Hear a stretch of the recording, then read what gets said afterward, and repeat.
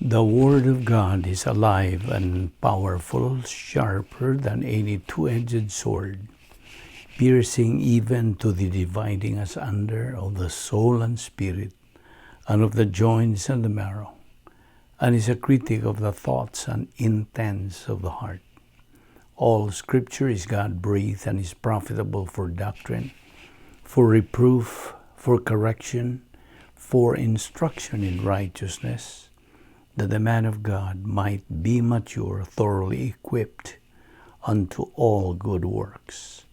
Study to show thyself approved unto God, a workman that needeth not to be ashamed, rightly dividing the word of truth.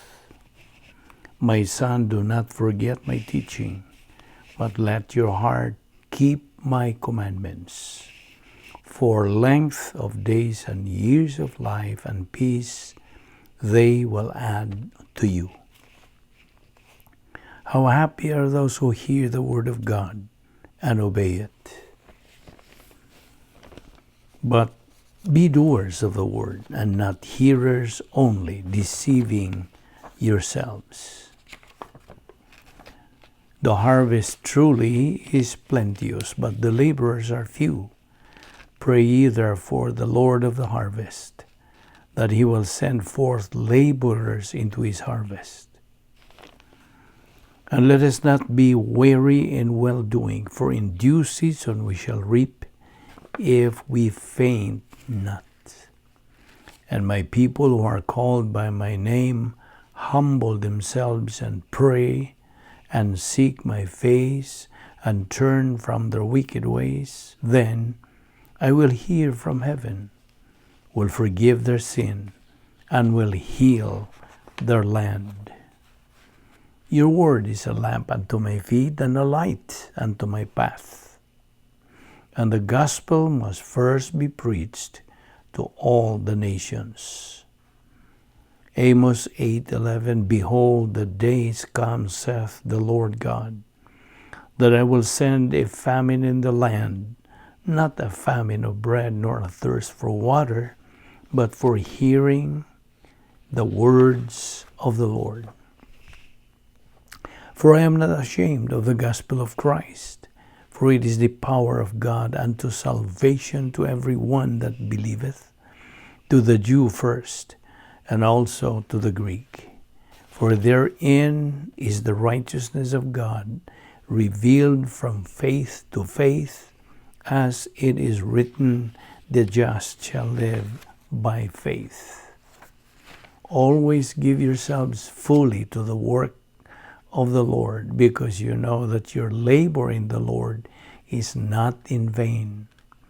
As we labor in the Lord faithfully, we wait patiently on the Lord, who makes things grow.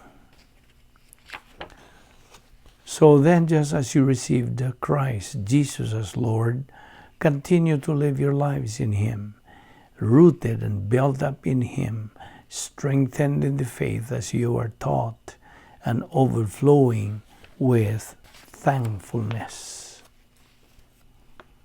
The Lord on high is mightier than the mighty waves of the sea.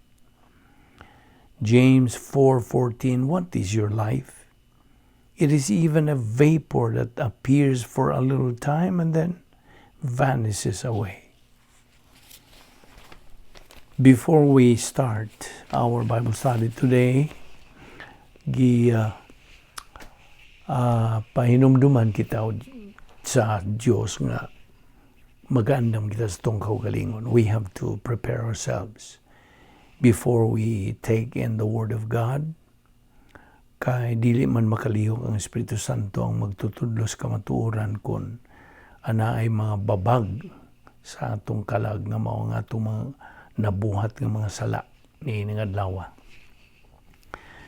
Any personal sin, sins of the mind, lingual sins or overt sins, this can become barrier, babag sa atong pagtuon sa pulong sa Diyos busa.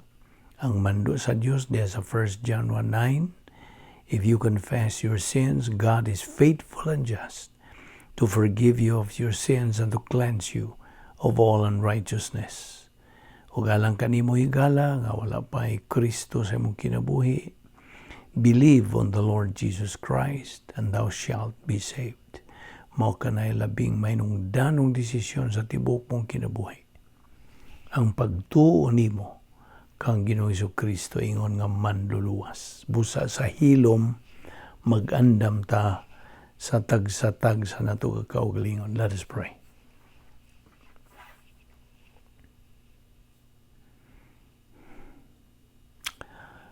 Balaan na mo nga Diyos, nagapasalamat kami kanimo o nastanan sa imong pagdala na usab ka namo din hining dapita aron kami makapadayon sa pagtuon sa imong pulong. Salamat o Diyos sa kinabuhi nga imo panghilugwayan. Imo pa kami gi pabuhi hangtod ni gayon na nagaginhawa pa kami. Kining tanan gumikan lamang sa imong kaluoy, sa imong gugma, sa imong kortesiya ug sa imong grasya. Dili kami takos. Dili gani kami takos mabuhi pa. Apan gumikan sa imong grasya, ang imong policy which is grace, nagalihok pa sa among kinabuhi. Salamat o Diyos. Ngini nga among Bible study through the YouTube under the Vic Balbido Evangelistic Ministry. Among giangkon kini nga imong pagsangkap grasya nga among kapaymuslan. Uban ni kami, tultuli kami, o lamdagi kami, o dugang pangkamatuoran. Kining tanan namong ipasalamatan sa ngalan ni Ginoong Kristo. Amen.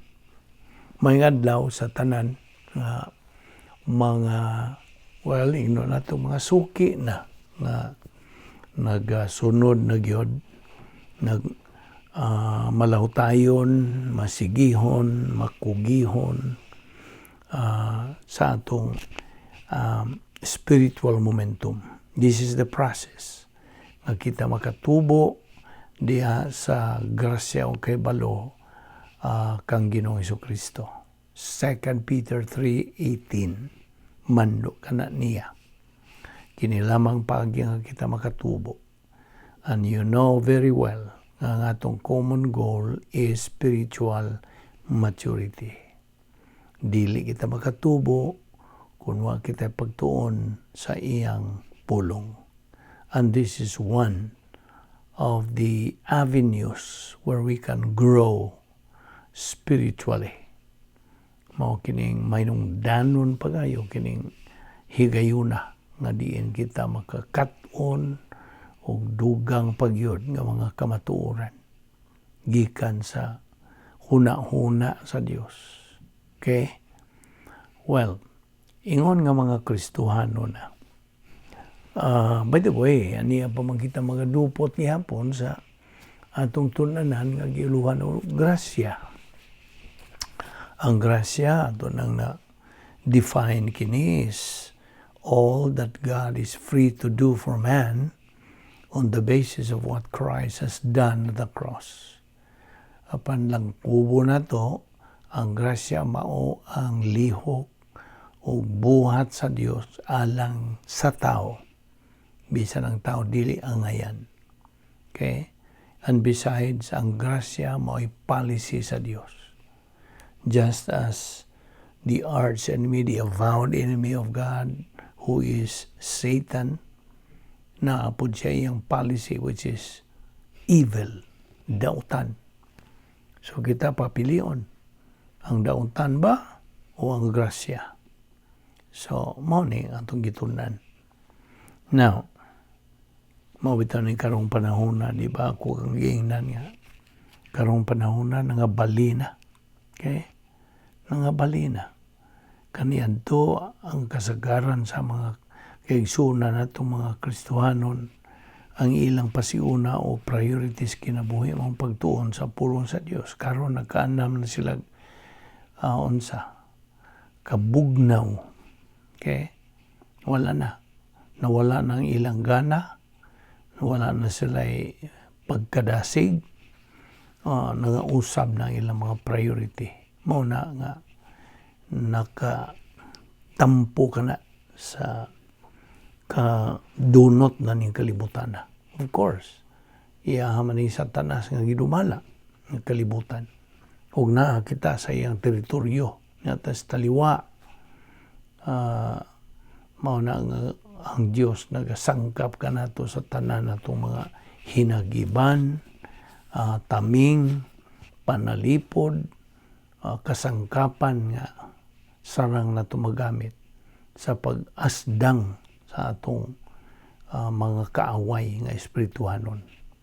So mao na diya sa Isaiah 5:20 to 21, Isaiah, nagayon diya, woe to those who call evil good, good as evil. Mao na ni trend karong panahon na. Ang mga maayo, dautan na noon. Huwag ang mga dautan, maayo sa mga katawhan karon. O unsa man ang technical nga pulong ni ining maong bersikulo, mao ni gitawag nato sa doctrinal kanang technical word nga ginganlag reverse process reversionism. Nga bali na lagi. Now, of course, tungod lagi kini nga ang atong usas mga dagkong kaaway nato ingon ng mga Kristiyanon mao kini nga atong kinaiyang makasasala, the old sin nature. OSN mao na abbreviation ni diya sa Roma 6:4 nagaingon, knowing this, our old man, ang buta sa ang old sin nature is crucified with him. Gilansang uban kaniya ni Ginoong Jesucristo, that the body of sin might be destroyed, nga unta magguba, mapapas, mapupog, that henceforth we should not serve sin. Mao na natiman na nato nga kadtong atong isgutan nga double portion nga matag magtotoo makadawat na double portion gikan sa pagkamatarong sa Dios gawan o gikan sa pagkamatarong ni Ginoong Hesukristo. Now, okay, there is no excuse raba. Ato naman ang isgutan pud kagahapon nga wa gyud tay ikabalibad kita mga magtotoo not to advance in our spiritual life. Ngano? Tungod kay ang Dios nagasangkap kanato sa tanan nga mga kasangkapan, mga spiritual assets. You see? Mao na nga kanang moingon kadayo nga wa may naga patinaw gud nako nini, so you make it as an excuse not to advance in your spiritual life. Unsa moingon ka niya na, malibad ka niya na nga gisangkapan ka naman sa Dios. God has provided all of us the assets that we need. Wa kang kahibaw nini tungod kay wa man kay gana lagi sa pagtuon sa pulong sa Dios. You see? You are not motivated. Why nagadasig kanimo? Mao ba kini ang Yahweh ni ang tanan nga aron ikaw mo advance, mo sibog nga tusunahan sa imong espirituhanong kinabuhi. You see? Now, mo bitaw ang bersikulo Colossians 3:1, kining condition is true. Thus, it's in the first class condition. Kining inganlan og first class condition kay namogoy classes of condition, kining if. Now, because Colossians 3:1, if mo naguna kini condition na. If ye then be risen with Christ, kining if condition na, o kining ye current positional truth. So kanang if is in the first class condition kay tulo man klaseng condition. First, yes. Second, no. Ug ang third, maybe yes, maybe no. So, atong nahinumdum pabagasa natong protesis o apodosis. Now, kining protesis mao ni ang premise. Ang pasabot sa Bisaya pasiuna. Unyang apodosis mao na ni ang konklusyon nagasunod. Okay? Now, so kining Glosas 3:1 ang kondisyon tinuod mao nga it is in the first class na nasa unang klase sa kondisyon. So, sa pagpadayon nining bersikulo, ang bersikulo 1, if ye then risen with Christ, kining sunod ni is seek ye, di ba? Seek ye. If ye then be risen with Christ, seek ye. Now, kining seek din mao ni ang Griegong pulong nga zeteo. Ang buti pasabot, nining zeteo is to search, to learn. Kining seek din ang buong pasabot is careful investigation or searching. Mao ni una, ikaduha, to try to find out.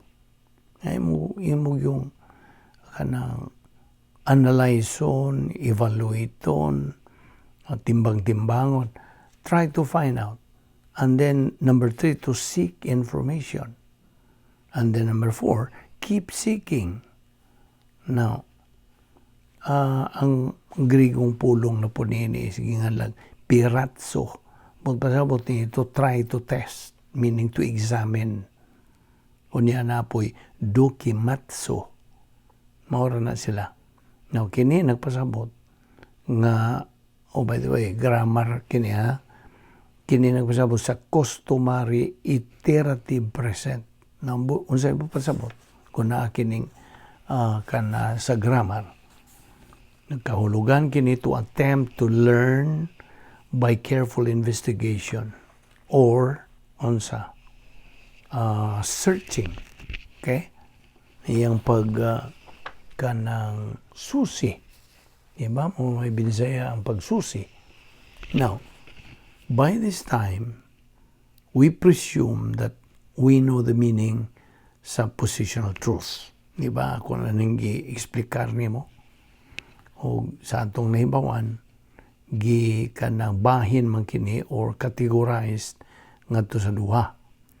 Ang una mao nang retroactive o ang ikaduha current. Okay?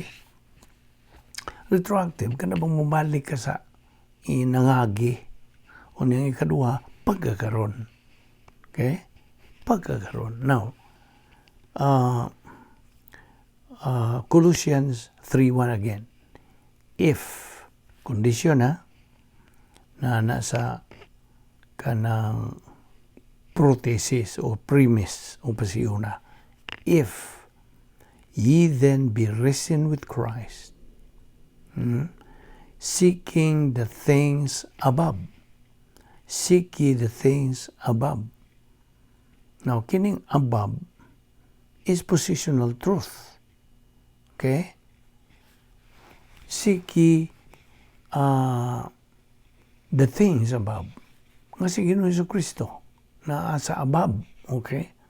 Mao na atong gisik, gipangita, kanang nangita gyud ka to seek. Okay? Now, niya ay presentation. If you are stoned, presentation niya, if you are stoned, kung batuon ka, if your eyes sinneth, kung ang imong mga mata makasala, if your hand sinneth, kung ang imong mga kamot nakasala, if you are slapped in your face, kung ikaw gisagpa diya sa imong naong. Now, naging nag-evidence, inference, prothesis, o equivalence. Prothesis po ni. Now, anto ta sa Roma 10:9. If you confess with your mouth, na ni sa compound prothesis with your mouth, if you confess with your mouth Jesus as Lord and believe in your heart that God raised Him from the dead, you will be saved. Now, kini gitawag og inverse condition. Okay? Simple apodosis. Now, diha sa 1 John 1:10, naghisgot ka na diha og number 1, prothesis. Anya, number 2, apodosis. Now, ang inverse condition, kung ang prothesis tinuod, ang apodosis is also tinuod. Okay? Now, unsa may mong kanang nasabtan og imperative mode. Imperative. Unsa man ni? Mode of command. Sabot pa sabot. Kini, modo kini sa pagkanang mando. Okay? Imperative mode. Now, imperative mode has many kinds. Now, ani ay himplo. If you put your hand in the fire, kung imong ibutang ang imong kamot diya sa kayo, your hand will be burned. Now, mild kining command. Okay? Sa ito pa, paso ka ng imong kamot. Kung imong ibutang ka na diha sa kayo. Basta? Now, don't put your hand. So, your hand will not be burned. Mo na direct command. So, katong una, mo to mild command. If you put your hand in the fire, your hand will be burned. Apan ang ikaduha, nga direct command, don't put your hand so your hand will not be burned. Mo na direct command. Sabot ka? Okay. Balik na po sa Colosas 3:1. If ye then be risen with Christ, then keep seeking the things above. Now, mo ni current positional truth, If ye then be risen with Christ. Current man. Kay, na-risen naman ta. Nabanhaw naman ta. I mean, nabanhaw. Uban kang Ginoong Hesukristo. So, then keep seeking the things above. Now, unsa man ning things above? Okay? Kini mga butang that are above, tuwa sa itaas. What are up, above? Unsa man? Tubag? Christ's being seated at God's right hand, above us. Mao ni buta-sabot. Now, mao ni buta-sabot ng kadtong tuwa sa itaas, sa ibabaw, buried with Him in baptism. Mao ni ang atong positional truth. We have been buried with Him in baptism, wherein also ye are risen with Him, say, through the faith of the operation of God, who hath raised Him from the dead. Now, mao na ti man niya, what are up above? Si Ginoong Hesukristo nga karon nagalingkod dito sa tuong kamot sa Dios nga Amahan. Up above us. Okay? Now let's go to Philippians 3:13 nga nagaingon, Brethren, I count not myself to have apprehended, but this one thing I do, forgetting those things which are behind, and reaching forth unto those things which are before. Now, these things, paminaw, these things up above are what God commands us to learn. Mao ni mando sa Dios nga atong katunan, atong tunan, atong katunan ug atong kanang tuuhan ug atong gamiton in our present life ug to come to the knowledge of the Word of God. Mao na pagkaton, pagtuon, pagkaton, pagtuo, paghagop nini ug paggamit nini sa atong kinabuhi. Now, to sum up God's will for you, okay? Itong langkubon kini, kitang mga magtotoo are to be regenerated. Of course, natong higayon, natong hidawats, Ginoong Jesucristo nga atong manluluwas, we have been regenerated na nga tao kita pag-usap.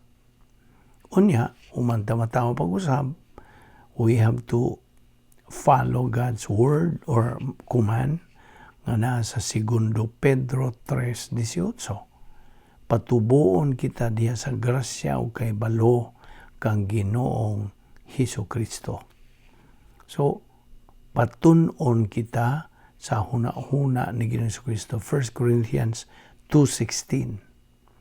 We have to assimilate God's truth, iyang kamatuoran. Tunan ang ginganlag post-salvation epistemological rehabilitation. Now, okay. Proverbs 15:24. Ako ning ipang-quote kining mga bersikulo dinhi related to our study. Proverbs 15:24, the way of life is above to the wise, that he may depart from hell beneath. Proverbs 10:27, the fear of the Lord prolongeth days, but the years of the wicked shall be shortened. Proverbs 14:27, the fear of the Lord is a fountain of life, to depart from the snares of death. Okay, balik na Santas Colosas 3:1. Ang tod gining sa mudot na gini sa atong panungduman. Colossians 3:1, if ye then be risen with Christ, then keep seeking the things above. Unsay bot pasabot sa seeking, I mean, unsang original Greek word, zeteo. Okay, zeteo, meaning to search, to learn. Okay? Niya pa'y mga meaning yun din eh. Ang seeking din eh, kanang pangita, seeking, to try to learn, careful investigation or searching, to seek information, keep seeking, to try to find out. So, kung ikaw usa ka Kristohanon, then keep searching, seek information, those things above. Na. Kini nga itong gipatunan na, ayaw na ni Karimti. We are seeking the things above. Now, there is a point of doctrine nga kung kanang pasupot diha kanimo. Seeking the above here, nanginahanglan kini og pagdasig o kanang unsa may bidisayag encourage. Pagdasig, well, mga synonym naman na sila. Seeking the above din needs motivation and encouragement. Pagdasig, kanang paghatagan o kanang kainit. Okay. O gibasihan kini on the command, keep seeking the things above. Okay. Balik ko na kung pangutanan nimo. What again are the things above? Ang tubag, our Lord Jesus Christ, current position in heaven. Unsa man ang iyang current position? Nagalingkod siya sa tuong kamot sa Dios nga Amahan. Okay? O kita kay gipampili naman, we have been elected. Okay? We have been elected for above the upward call. You see? The upward call. Excuse me. Philippians 3:13 to 14. Now, all believers are elected for salvation. Okay? Pinili kita alang sa kaluwasan. Sa diha nga kita mga magtotoo, midawat mituo kang Ginoo Kristo. Wa nato siya imbitaha, wa nato siya dapita. Invite Christ into our heart. Ngano man, tungod kay nga atong heart is deceitful. So dili ta maka kanang dapit ni Ginoo Kristo nga sa atong kasing-kasing. Kay gingon pulong sa Dios nga atong kasing-kasing deceitful, malinglahon. We just believe in Christ and we got saved. Musta? We only use the non-meritorious faith.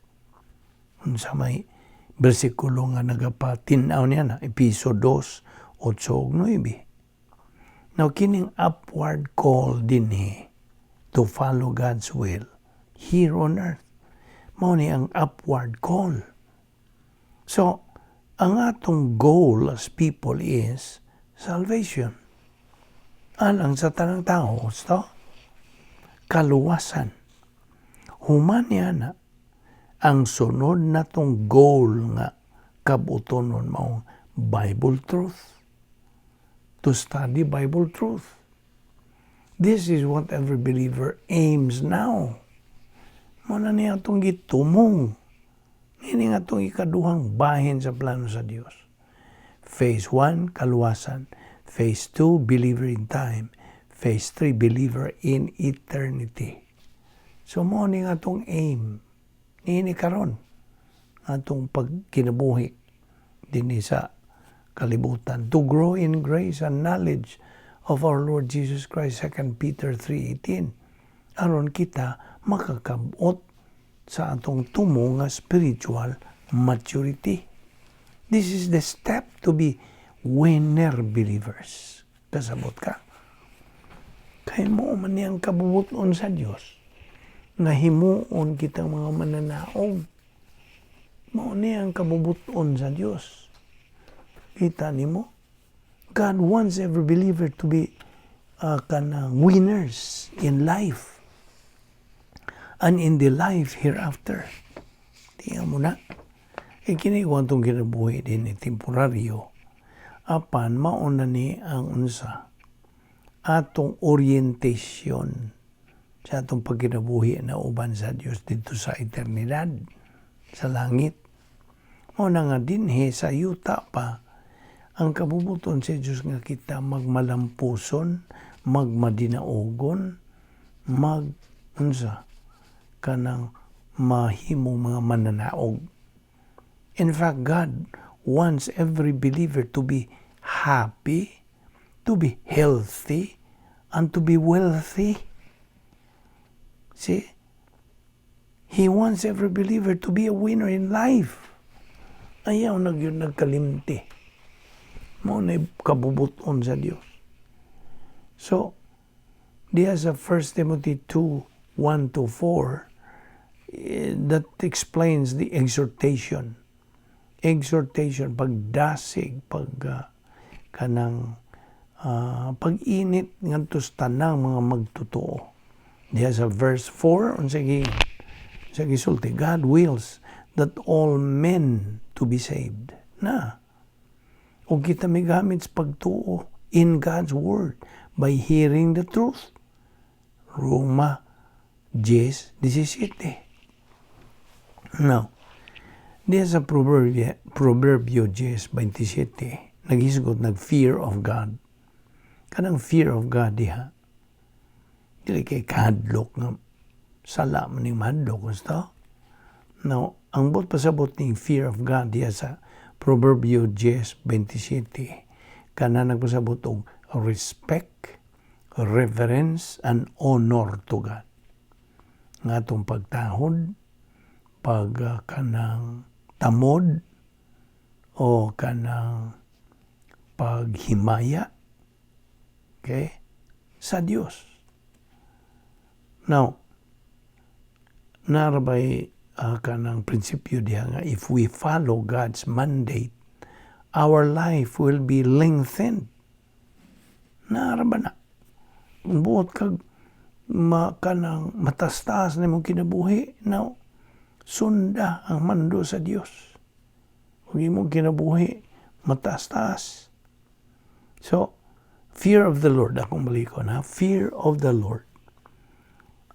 Nagpasabot kinig pagtahod, paghatag og dungog, paghigugma, pagtuman, paghimaya, pagtamod. You see?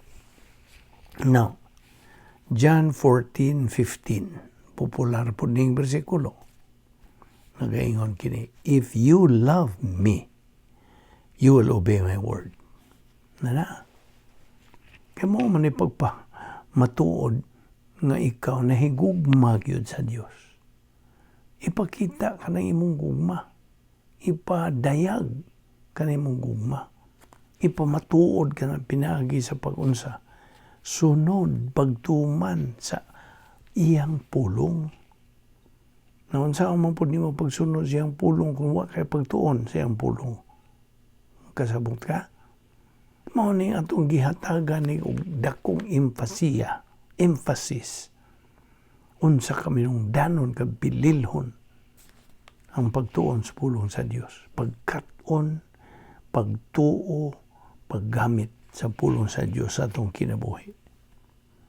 Diya sa versikulo 21, diya sa Juan 14 gihapon, he who has my word and obeys me loves me, and the Father, diha, sumpay lang diha, and we will disclose to them those who have my word and keep it. Na, igugmaon kita sa Dios, nga amahan, sa diha nga kita magatuman, magasunod sa iyang pulong. Yes, we truly love our Lord Jesus Christ once we are able to develop sa atong ginganlag personal sense of destiny. Now, when can we truly say, ikaw nga sigig kanta diha ining hymn, what a friend we have in Jesus. When can we truly say? Kano sa man? Ang tubag? If we have been seeking the things above by advancing in our unique spiritual life. Ang atong espirituanong panginabuhi, dili kasagaran. Ako ka namang gipasabot niya na. It is a unique, fantastic, fabulous, sophisticated nga matang sa pagkinabuhi. Hindi pa kagusto niya na. Ato na yung tagag kanang emphasis yun. Kay manungdanon pag-ayo kini. It is our aim to advance in our unique spiritual life. 1 John 5:2-3, for this is the love of God, who is the object or the subject, unsa ay subject. In plenary genitive, this means, for this is the love for God. Okay? Now, of course, love of God, love for God. Okay? This is a kining love for God. Resulta kini, byproduct kini of the love of God. Okay? Now, because it is in the plenary genitive, it can be reversible. Mahimog kanang balibalihon mo na. Now, Colossians 3:1 again. It has a lot of doctrine that is explained. Daghan kayo. Ubay-ubay yung doktrina. Ang gipadayag dihagi, butyag diha. One of them is positional truth. God's word says, Keep seeking, zeteo. Grigong pulong ka na. Keep seeking the things above. Keep seeking is in the imperative mood. Namdum ka? Sa imperative mood. Mood of what? Command. Mando. Okay? Keep seeking. Nas imperative mood, but it is conditional. So there are two things. Positional truth o keep seeking the things above. Okay? Now, sa diha nga si Jesucristo nabanhaw, miyato siya sa langit. So, he went up to heaven. So do we believers. After we are resurrected, we go up to heaven, above. You see? Kano sa mata ma-resurrected? Sa panahon sa pagsakgaw, rapture. Zeteo, kung balikon itong zeteo, anaani ipaimutang sa customary iterative present. Kini kung customary, ang sabuta-sabot nini, mo'y naandan, customary. Kanya kining iterative, balik-balik. Mo'y sabuta-sabot, customary iterative present. Now, sa pagsunod sa mando, following the mandate or not, following it is a matter of priority. Okay? Musunod ka ba sa mando o pagsunod niya na? Ang pagsunod ba niya na, matulad ba sa Colossus 3:1, is a matter of priority. Kung husto ang imong priority, pasiuna, mauna. And it further is a matter of motivation. It's a matter of motivation and right priority. Motivation, pagdasig. Yun sa maning mga synonym nining motivation. Pagdasig,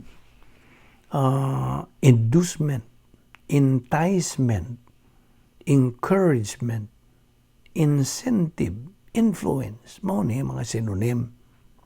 Now, ako ang tagag-ihimplo. What motivates you to come to church? Tubaga, unsa may nagadasi kanimo sa pagsimba. Tubag, it is your love for God. Tungod sa imong gugma sa Dios. And what motivates you to love God? Unsa man? Either by Bible doctrine or by the lust pattern of the cosmic dynasties and boils down to do human good. Either duhara ang kapaingnan. Either tungod sa pulong sa Dios o tungod sa pangibog lust pattern sa cosmic dynasty. Now, how do we know what is our motivation? What is the right motivation? Of course, ang right motivation mong pulong sa Diyos. Ang pulong sa Diyos, buhi o nagalihok nga gamanan. The Word of God is alive and powerful. Now, bisag unsay mong buhaton sa kinabuhi, will always go down to motivation. Osta? Now, it is Bible doctrine nga maoy mo hukom sa atong kanang kadasig. It is Bible doctrine that judges our motivation. Question. Where does motivation come from? Well, tubag, from what you know in your Christian way of life. Stop. If what you know are the absolutes in God's Word, ang imong kadasig is never affected by anything in life. Dili yun. Di yun mapiktahan sa bisag unsang butang sa kinabuhi. Now, it is therefore God who motivates us, not we, to motivate God. What a joke that it is we to motivate God. Now, we love Him na pulong sa Diyos niya, versikulo, we love Him because He first loved us. Now, that also comes from motivation, di ba? Pinagi sa Diyos nun nga pagpadayag, divine revelation, pinagi sa pulong sa Diyos, that God motivates us. Of course. Kina itong ibang tunan nga mga pulong, mga una-una kini sa Diyos. Mga kabubuton kini sa Diyos, mga tuyo, mga plano. You see? Purpose. All of this. Always remember. Kanunay yun ang hinumdumi. Capacity to receive God's blessings in time. Dinhi. Sa panahon pa. Mauni nga itong goal. Of course, kanang maong goal, kanang atong tumong nga kabutonon, nga maong espirituanong paghamtong, spiritual maturity, mao kana ang stage of capacity. Capacity stage na. Capacity to receive God's blessings in time, capacity for life, na nakaykatakos pag kinabuhi. Now, of course, kung bahin na niini mga butanga, ang Diyos naga-operate on the basis of integrity. Siya ang pagkamasaligan. He blesses those who have now the capacity. Mauna, iyan na kang unsa, kanang panalanginan. Now, of course, ang Diyos nagamando ka na itong mga magtuto to reach spiritual maturity. Nga mao lagi ka ng stage of capacity. Mao na, munindot na, muhayahay mo, hanoy na ang imong kinabuhi. Kung makaabot ka na niya ng spiritual maturity stage, capacity stage. Now, it is reaching that stage of personal love for God that we are truly motivated to love God. Sabtagi na. Mao ang atong pagkabot niya ng maong ang-ang sa personal love ngadto sa Dios nga kita tinud-anay na gyud nga nadasig sa paghigugma sa Dios. It is studying, metabolizing and applying God's word that we can truly love God. Kasabot ka? Maura ni. Matinuod ning atong paghigugma sa Dios. Pinagi sa atong pagtuon, pagkaton, pagtuo, paghagop, o paggamit sa pulong sa Dios atong kinabuhi. Kana, that makes us truly motivated to love God. Now, ito ang pulong sa Dios. If you love me, keep my commandments. You see? So, akong balikon, akong sublion, God operates on the basis of integrity. Now, dili man siya mapiktahan sa desisyon sa usa ka tao. Dili siya mapiktahan. Mutuo ba ka ng tawhana ni Ginoong Kristo, musalikway. You see? Dili siya mapiktahan, no eh. So, Colossians 3:1 includes the doctrine of motivation. Motivation is very important sa atong espirituhanong pagkinabuhi. Mark that very well. Timan na isuwat na ginadiha sa imong notes o diha sa imong alimpatakan. So, mana nga Colossians 3:1 again, if ye then be risen with Christ, seek ye the things above. Akong sublion nga kining maong bersikulo nagalakip kinis doktrina sa pagdasig, the doctrine of motivation. Verse 1 says, if ye then be risen, meaning resurrected, nabanhaw, cannot be seen because this is spiritual. So because it is spiritual, we, kitang mga magtotoo, have to live our life in a spiritual way. Kasabot ka? Hinumdumi. The Christian way of life is a supernatural way of life. And as such, it requires a spiritual way, supernatural way of execution. Now, kitang mga magtutuo should be motivated by circumstances. But, akong i-rephrase na, dili na gusto. Believers should not be motivated by circumstances. Kinahanglan dili siya madasig pinagi lang sa mga sirkumstansya, kundi pinagi sa pulong sa Diyos. But by the Word of God.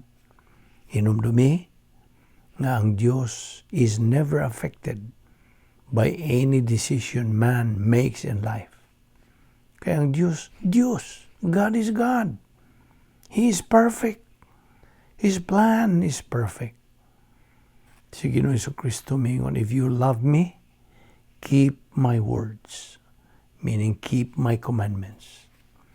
If we love God, kung atong gihigugma man ng Diyos, we also have to love His words. Gusto?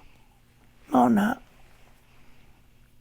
magadasig ka nato sa paghigugma sa Diyos, sa atong pagtuon sa iyang pulong. Mao na ang process. So, the one is useless without the other. The one is useless without the other. Actually, we do not mean God is useless. It is His Word that becomes useless to our life if we do not know His Word. Kasabot ka? Kung watay alamag siyang pulong, then, muna. The one is useless without the other. Ang pulong sa Diyos, mao kini ang sinulat nga pulong, written word. Si Ginoong Jesucristo mao ang living word, buhi nga pulong. Og sila usa lang and the same. They are one and the same. Mao hinungdan, it is our attitude towards God's word that determines our love for God. Kasabot ka? Mao ni hinungdan, ang atong attitude ngadto sa pulong sa Dios mao ni magadeterminar sa atong gugma ngadto sa Dios. On the other hand, to execute ang pagtuman sa royal law is to learn and believe God's word, which says, you shall love God with all your heart, with all your soul, and with all your mind. Ug kana mao ni giingog the greatest commandment. And the second is likened to this, love thy neighbor as thyself. The two are what we call virtue love. Yan na kalimti. Mao na lang virtue love. Loving God and our neighbor is part of the royal law.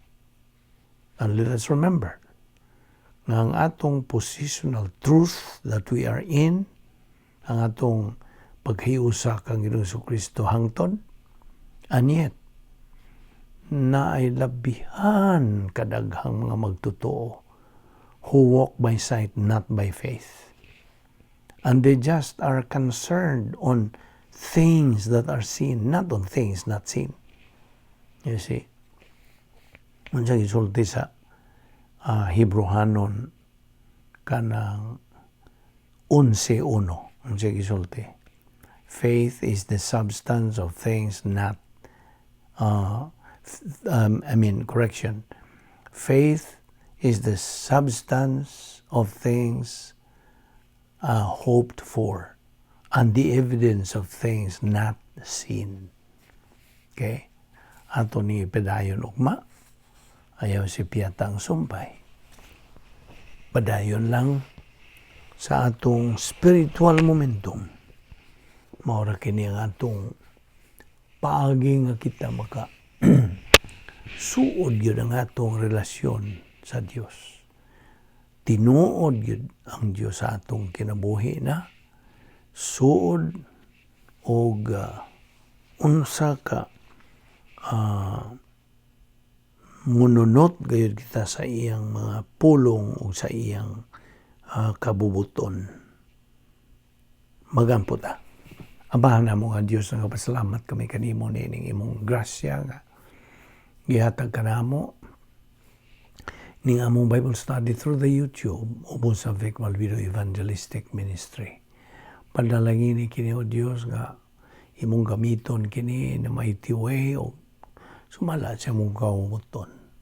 Balik kami o Diyos sa mong pagbugbuwag, dada kami pagbalik ning napita ugma. Aron kami makapadayon sa among spiritual momentum. Hangtod makabot yun mo nga among common goal which is spiritual maturity. Kinigtan na namong ipasalamatan sa ngalan ni Ginoong Hesukristo. Amen.